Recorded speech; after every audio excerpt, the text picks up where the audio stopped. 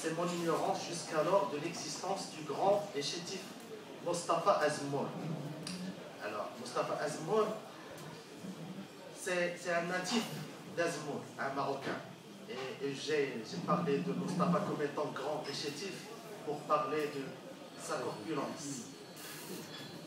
Mais il est connu chez les historiens sous le nom de Estebano ou encore de Black Steel. Donc, l'histoire de Mostafa Azmour commença chez lui, à Azmour. C'est à l'année 1500. C'est là où il est né, c'est pendant ce temps-là, quand il a été capturé par les Portugais en âge de puberté, puis vendu comme esclave à un commandant espagnol dénommé Pandelo de Narvaez. Alors Mostafa Azmour se distingua par sa grande mémoire. D'abord, il avait une grande mémoire, son intelligence hors pair et sa grande facilité relationnelle. Il avait une facilité à avoir des amis et à comprendre les gens et leur société.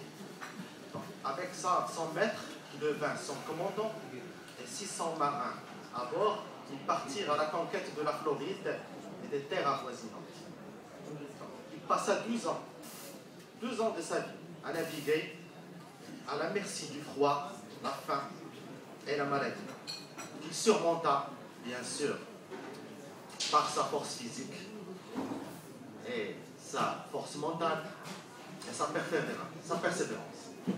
Pendant cette période, entre 1527 et 1539, il a fait la conquête des Caraïbes, Texas, Arizona et le Mexique.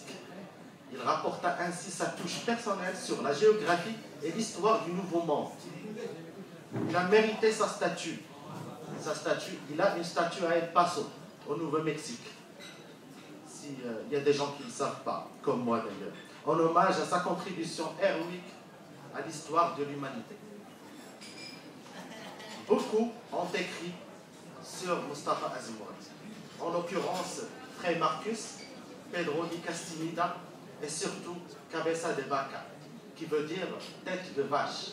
Alors Cabeza de Vaca, il était connu par sa grosse tête et sa grosse mémoire. Donc ce Cabeza de Vaca a connu Mostafa Azmour personnellement.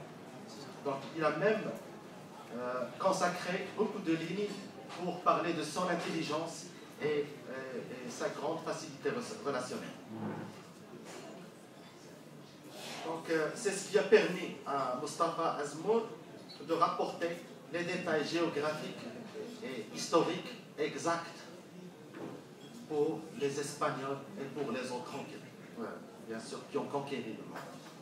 Alors, l'architecture islamique présente dans les pays qu'il a conquéris, bien sûr, bâtisse avec céramique, dômes et minarets, témoigne de sa signature personnelle, en tant que Marocain d'abord et en tant que musulman andalou, parce qu'il était venu en tant qu'Espagnol.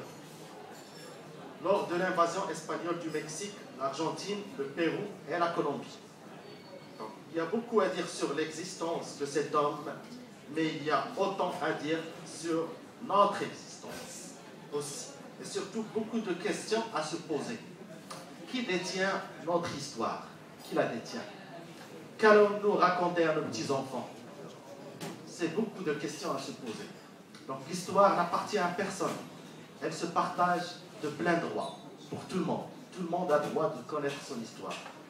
Donc nous ne remercierons jamais, alors jamais assez ceux qui ont écrit ou rapporté, comme mon ami là, l'histoire de l'humanité. Donc je le remercie beaucoup en tant qu'ami et en tant qu'écrivain. Et je remercie tous les gens qui sont parmi nous.